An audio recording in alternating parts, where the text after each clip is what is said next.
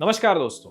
अगर आपने कभी हार्ट का चेकअप करवाया है तो आपने अपने रिपोर्ट में ईएफ या फिर इजेक्शन फ्रैक्शन जरूर देखा होगा। बहुत लोग इस नंबर को देखते हैं लेकिन समझ नहीं पाते कि इसका एक्चुअल मतलब क्या है और ये इतना इंपॉर्टेंट क्यों होता है। हार्ट को सिंपल लैंग्वेज में अगर समझना है तो ये एक पंप है जो हर सेकंड ब्लड आपको सारे शरीर को सर्कुलेट करते रहता है। लेकिन हार्ट अपने अंदर का पूरा ब्लड एक बीट में बाहर नहीं निकलता। हर बीट में जो परसेंटेज ऑफ ब्लड वो पंप करता है उसे इजेक्शन फ्रैक्शन कहते हैं। उदाहरण के तौर पर अगर हार्ट के अंदर 100 ml ब्लड है तो वो 60 ml ब्लड ही एक बीट में पंप करता है। तो 100 में से 60 ml बाहर गया, इसका मतलब इस पेशेंट का इजेक्शन फ्रैक्शन 60% है। इसी वजह से नॉर्मल ईएफ जनरली 55 to 65 तक इस परसेंटेज में देखा जाता है। अब यहां से असली समझ आती है कि ईएफ सिर्फ एक नंबर नहीं बल्कि हार्ट की एफिशिएंसी का एक इंपॉर्टेंट इंडिकेटर है।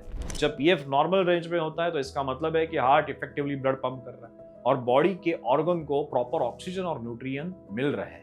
लेकिन जब ईएफ कम हो जाता है इसका मतलब है कि पंपिंग अब वीक हो चुकी है और सर्कुलेशन उतना एफिशिएंट नहीं है। साइंटिफिक टर्म्स में देखें तो लो ईएफ का मतलब है कि कार्डियक आउटपुट रिड्यूस हो चुका है, यानी बॉडी के डिफरेंट ऑर्गन्स तक ठीक से ब्लड नहीं पहुंच रहा है। इसी वजह से इंसान को जल्दी थकान, थोड़े ही चलने के बाद सांस फूलना, बॉडी में हैवीनेस और पैरों पर स्वेलिंग दिखाई देती है। ये सब साइंस बताते हैं कि हार्ट अपनी कैपेसिटी से अब कम काम कर रहा है, यानी हार्ट धीमे धीमे हार्ट फेलियर में जा रहा है। आयुर्वेदा इस कंडीशन को अपने लैंग्वेज में एक्सप्लेन करता है।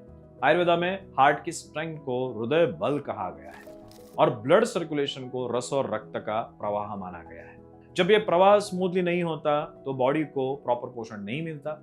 इसका कनेक्शन वात दोष से माना जाता है क्योंकि वात ही मूवमेंट और फ्लो को कंट्रोल करता है। जब वात इम्बैलेंस हो जाता है तो सर्कुलेशन इरेगुलर हो जाता है, जो मॉडर्न साइंस के रिड्यूस पंपिंग और फ्लो से काफी मिलता जुलता है। यहाँ एक इंपॉर्टेंट बात समझना जरूरी है कि ईएफ एक फिक्स चीज नहीं है।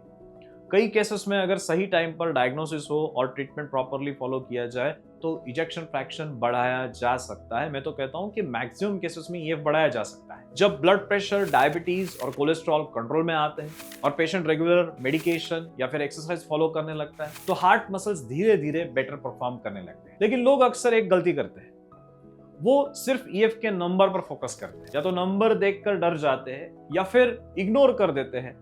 रियलिटी ये है कि ईएफ को हमेशा सिम्टम या फिर ओवरऑल कंडीशन के साथ समझना चाहिए। सिर्फ नंबर देखकर कंक्लूजन लेना सही अप्रोच नहीं होता। अगर इसे सिंपल तरीके से समझो तो ईएफ बताता है कि आपका हार्ट कितनी एफिशिएंटली पंपिंग कर रहा है और ये डायरेक्टली आपकी एनर्जी, स्टेमिना और लॉन्ग टर्म हार्ट हेल्थ से जुड़ा हुआ है। इसलिए जब भी आप अपनी रिपोर्ट देखें ईएफ को इग्नोर ना करें बल्कि उसका मीनिंग समझने की कोशिश करें। ईएफ डेफिनेटली बढ़ सकता है, आपको सिर्फ अपने जीवन में बदलाव लाने होंगे, फिर वो डाइट के माध्यम से हो, एक्सरसाइज के माध्यम से हो, लाइफस्टाइल मॉडिफिकेशन से हो। अगर ये सब आप करते हो ईएफ डेफिनेटली इंप्रूव होता है। अगर ये एक्सप्लेनेशन आपको क्लियर लगा तो वीडियो को लाइक कीजिए। अगर आपको अपने रिपोर्ट को लेकर कोई डाउट है तो कमेंट में जरूर पूछिए और ऐसी practical heart oriented, health oriented insights के लिए इस चैनल को जरूर फॉलो कीजिए।